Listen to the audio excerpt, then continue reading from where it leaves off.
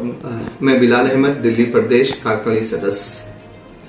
आज सर बैठे हैं आपसे बात करने के लिए, क्षेत्र के मुद्दों को जानेंगे कि क्या कुछ ऐसी समस्या है जिनके लिए आप यहाँ पर खड़े हुए हैं, और अगर जनता का समर्थन आपको मिलता है तो किन मुद्दों पर आप सबसे पहले काम करना चाहेंगे।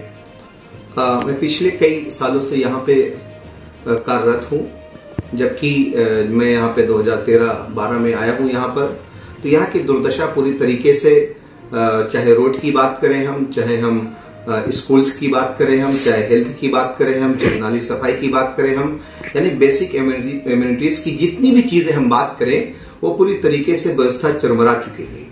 तो मुझे ऐसा लगा यहाँ पे गवर्नमेंट का फंड, अगर हमें गवर्नमेंट से कोई सहायता नहीं मिलती है, यहाँ पर एक टीम क्रिएट की जाए और जिसके जरिए से लोगों की सहायता की जाए, चाहे वो नाली सफाई का मुद्दा हो, चाहे रोड की सफाई का मुद्दा हो, चाहे एजुकेशन की बात हो, चाहे हेल्थ की बात हो, यानी इस तरह की जितनी भी चीजें हमने लोगों के मुद्दे उठाए। अगर मुद्दों पे कोई गवर्नमेंट की तरफ से कोई एक्शन, कोई सहायता हमें नहीं मिली। सर सबसे पहले बात निकल के आती है कि खड्डा कॉलोनी जैतपुर जो एरिया है काफी पिछड़ा हुआ मालूम करता है, जो यहाँ विकास के नाम पर कुछ भी नजर नहीं आता, जनता नरकीय जीवन जी रही है। तो इसमें क्या कहना चाहेंगे आप। मैं ये कहना चाहूंगा कि भाई दिल्ली देश की राजधानी है, हमारे पूरे देश को रिप्रेजेंट करती है। मैं पीछे से रायबरेली से आता हूँ, एक छोटा सा गांव है बहाई, लालगंज तहसील है। अगर मैं वहां दिल्ली से जाकर सफर करता हूँ तो हमारे रोड, गांव के अंदर जो रोड है वो भी यहाँ से अच्छी है।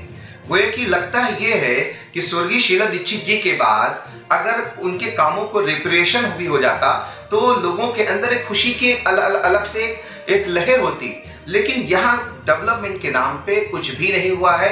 हाँ, ये आप जरूर कह सकते हैं कि जिस तरीके से एडवर्टाइजमेंट हुआ है, गवर्नमेंट की जनता की गाढ़ी कमाई का हिस्सा जो आप उसको जीएसटी मान लें, उसको टैक्स मान लें, वो एडवर्टाइजमेंट के नाम पे पूरी तरीके से लगाया गया है। आप खुद यहाँ पर आए होंगे तो यहाँ की रोडों के देखा होगा आपने, यहाँ की नालियों को देखा होगा कि नाली का पानी रोड पे आ रहा है। कभी कभी बरसात होती है तो बरसात रोड के जरिए से पानी घरों के अंदर घुस जाता है।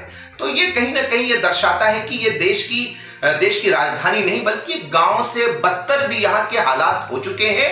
और अगर आप मेरी बात ना माने, क्योंकि हम एक राजनीति के तौर पे आप हमारा इंटरव्यू ले रहे हैं, तो आप घर घर जाइए, गली गली जाइए, आपको खुद ब खुद दिल्ली, यानी दिल्ली जो देश को रिप्रेजेंट करती है, वो हमारे दिल्ली अरविंद केजरीवाल साहब, उनकी पूरी तरीके से खोल देगी जनता। मौजूदा पार्षद जो कि बीजेपी से हैं, विधायक बीजेपी से हैं, पूरा समर्थन बीजेपी का है, फिर भी विकास क्यों नहीं होता, क्या मंशा है सर पार्टी की। अगर आप मुझसे पूछे तो मैं कई मरतबा, चाहे यहाँ के पार्षद हो के शुक्ला जी, मैंने उनसे भी कई मरतबा रिक्वेस्ट की कि यहाँ पे सफाई की व्यवस्था करवाइए। सफाई को लेकर यहाँ पे लोगों में बीमारियाँ हो रही हैं, जिसके जरिए से लोगों में डेंगू बहुत सारा हुआ है, मच्छरों की वजह से आप दवाइयाँ छिड़कवाइए। लेकिन वो बात को सुनी कर देते हैं, टालमटोल कर देते हैं। कई मरतबा जनता के लोग भी हैं, उनसे मिलने के लिए यहाँ पे आपकी सिस्टम है, आपको जनता ने आपको प्रतिनिधि बनाया है। ठीक है, किसी ने आपको वोट किया नहीं किया, लेकिन आप जैसे देश के प्रधानमंत्री, हमारे 100 करोड़ जनता के प्रधानमंत्री हैं, इसी तरीके से पार्षद जी आप भी वार्ड 98 के पार्षद हैं। आपकी नैतिक जिम्मेदारी बनती है कि आप लोगों की सफाई कराएं, लोगों के पार्क की सुविधा कराएं, लोगों के एमसीडी की जितनी भी एमसीडी के अंतर्गत चीजें आती है आप उनकी चीजों को मुहैया कराएं। लेकिन मुझे लगता है कि वो अपने कार्यकाल में पूरी तरीके से असफल नजर आए।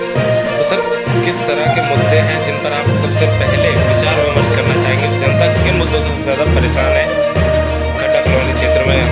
देखिए, अगर किसी भी के पास आप जाएंगे तो आदमी सुबह से शाम तक इतना पैसा कमा लेता है कि अपने बच्चों को खिला दे, अपने बच्चों को पढ़ा दे। लेकिन दिक्कत आती यहाँ पर है कि जो घर का पानी निकलता है, जो एरिया का एटमोस्फियर होता है, वो जो चीजें होती हैं कि जब हमारा घर का पानी निकले तो ऑटोमेटिक हो जाकर नाली में चला जाए। अगर बरसात का पानी हो तो पानी का ऐसा सिस्टम हो नाली में चला जाए। जो रोड की सफाई हो, डेली वहाँ पे रोड की सफाई हो जाए, चूना वगैरह लग जाए। फिर उसके बाद बहुत सारी चीजें होती है, एजुकेशन का सिस्टम हमारा अच्छा हो जाए, हेल्थ का सिस्टम अच्छा हो जाए।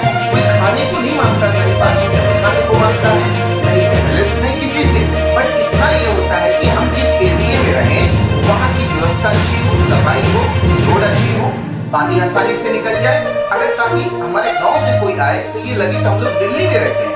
यहाँ पर हम लोग जब आप कालीद्वीप से यहाँ से चल कर आए होंगे, यहाँ की रोड की आप दुर्दशा देखे होंगे, गड्ढे हैं, कभी ऐसा होता है गड्ढों के जरिए से एक्सीडेंट हो जाता है। तो यही बेसिक हमारी चीजें होंगी। अगर जनता हमें आने वाले कल में हमें मौका देगी तो हम इन तमाम मुद्दों पे काम करेंगे और उनको बताएंगे काम कैसे किया जाता है, जो कि स्वर्गीय शीला दीक्षित जी ने ये करके बता भी दिया है। भाजपा पार्टी ने अच्छे दिनों का वादा किया था जनता से, तो क्या लगता है इन 5 सालों में इस क्षेत्र में क्या विकास किया गया है भाजपा पार्टी द्वारा, कुछ बताएंगे आप?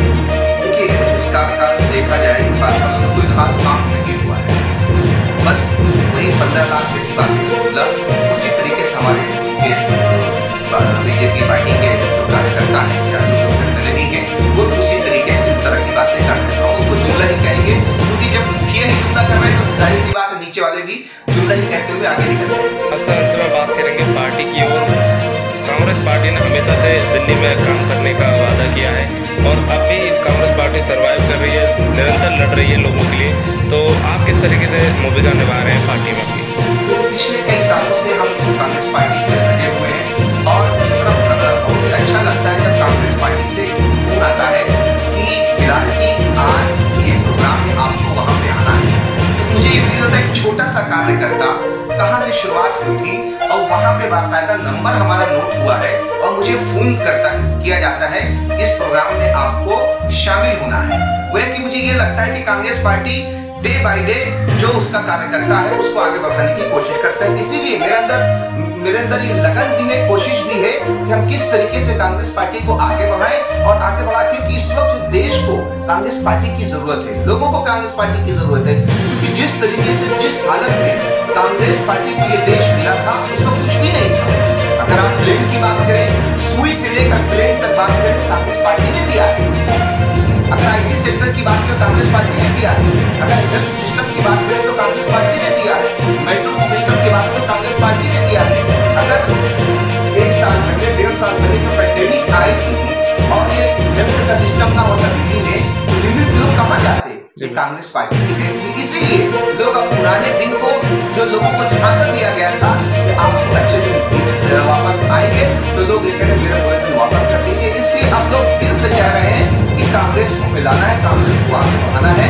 यही कांग्रेस हिंदुस्तान की बातों को संभाल सकती है, इसलिए हमें कांग्रेस पार्टी को मजबूत करना है। लास्ट में सर यहाँ पर झांसी जनता के लिए क्या कहना चाहते हैं? बस मैं जनता से ही विनम्रतापूर्वक अपील करूंगा कि जो देश का सिस्टम है और डेमोक्रेसी है, लोकतंत्र है, 5 साल के बाद मौका मिलता है आपको, आप अपने राइट्स को पहचानिए जो आपके लिए खड़ा हो सके।